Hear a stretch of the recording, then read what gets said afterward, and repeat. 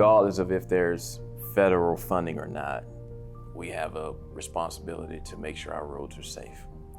I would say as excited as we get with respect to managing pavement, just managing signage in general, we should be as excited and as motivated to just make sure our roads are safe from a general traveling aspect. A pothole can be unsafe. Meanwhile, not having adequate signage in the right location just because you hadn't had an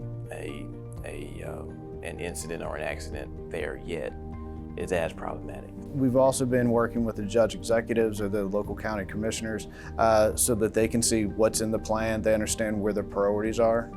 A lot of the efforts that we see, we think can be done with local forces, which may require some reallocation of funding. Instead of saying, let's pave this road or pave as many roads as we can, maybe we need to invest some more money in signs or some safety measures and showing the value in that through the safety plan. What we're asking you to do is, now that you know where your crash problems are, how can you go through the same activities you've been doing every day and make your roadways and your community safer? Well, I think it does create a priority system for us that we can in turn take back to our county judge and our fiscal court and present that to them, and you know, especially at budget time, and then begin to properly budget for these projects and maybe get a little money added to our road department money so that we can make these improvements. Through this process of developing the local road safety plans, they have to go through board members or board meetings, explain what they're doing, and I think it really helps the whole community understand what they're doing, why they're doing it, the benefits of it. I think that gives them an extra plug to move forward in it. Communications, external, internal. There's actually a few components of it. One is actually you can talk about your performance at the end of the day.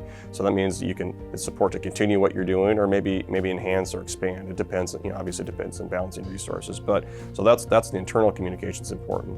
But also for our elected officials and our executives in our department. So when they communicate beyond our department, say, hey, this is what we're doing and this is how we're performing. So those sound bites, or you know, as I've heard someone talk the other day, the elevator speech. You know, and so it gives our leaders some talking points, so they can, because at the end of the day, our elected leaders, they're there to serve the community, and they want to tell the community what we've been doing at the end of the day.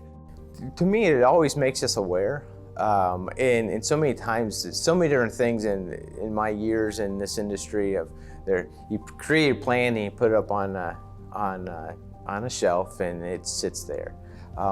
My goal is, how do you take that plan and execute it? I also like to actually see stuff checked off the plan.